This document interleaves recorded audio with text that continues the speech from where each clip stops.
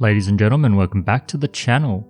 Now, I've actually set up a little bit of carving, but it's taking a little bit of time and I'll show you how scuffed it is at the end of this video. But first, I want to show you this. Now, in the comments, tell me if this is real or fake and why you think so. I'll try to keep it in focus for you. I've got it under the macro lens so you can have a good close look. I'll move it around a bit.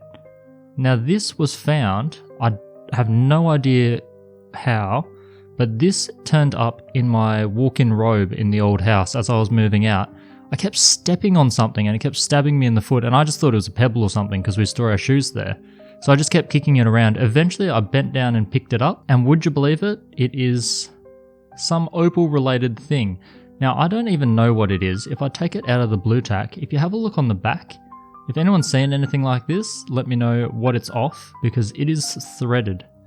So it's got a threaded rod on the back of it, a little screw, like an M2, maybe even smaller.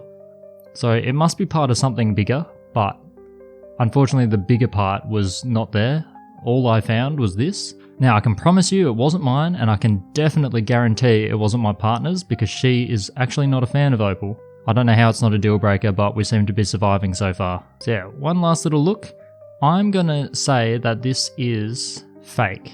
Now, there's a bunch of things I've done to make sure of this, and there's still some things I could do. For scale, here's a little toothpick, and I'm just going to point out a few things.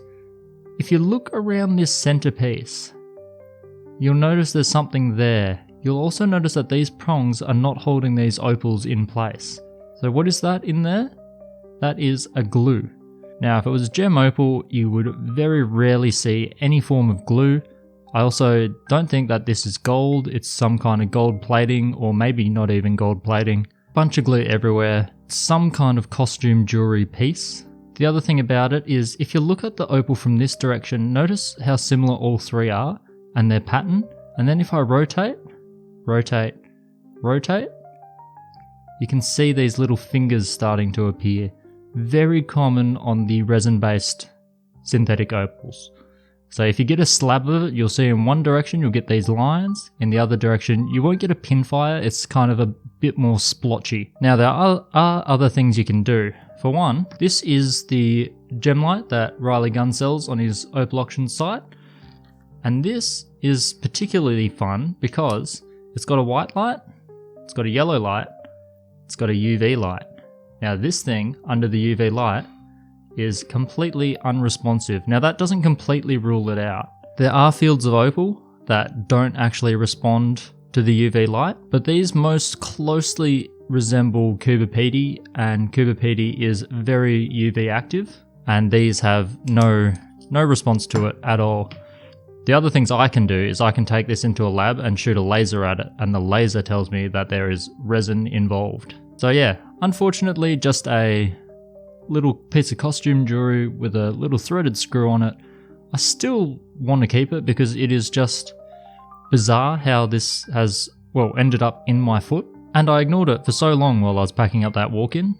My partner has a lot of clothes and I was bagging them all up, and I stepped on this countless times until I got so fed up I had to pick it up off the ground, and I picked it up, and what do you know, it was not a pebble. A cool find, even though it's a fake opal, resin opal. Thought you guys would be interested in it though, and I thought I'd combo it together and give you guys a little bit of a chance to have a guess and then me to reveal the answer. The only thing I can't answer is what this is off. So if anyone's got any idea at all, you can see no hallmarks or anything on this tiny piece. Maybe the original item had something on the major part, but this is just, yeah, it's just screwed off, and whoever was in the house before me must have left it behind, which is crazy because I was there for 7 years and I never found this thing on the floor. I probably stepped on it 100 times and just never bothered to look at it. Just kept kicking it around the room until eventually I couldn't kick the can down the road any further, and I just had to pick it up because we were cleaning anyway. I'm very lucky it didn't just go in the vacuum cleaner. So, just a little bit of a funny. Now, here is proof that I've actually got a little bit of a carving setup going. Unfortunately, I am using the Dremel 2050, so that's a little corded little rotary tool. It's like a little pen grinder, and if I turn on the power to it, you can see here I do have movement.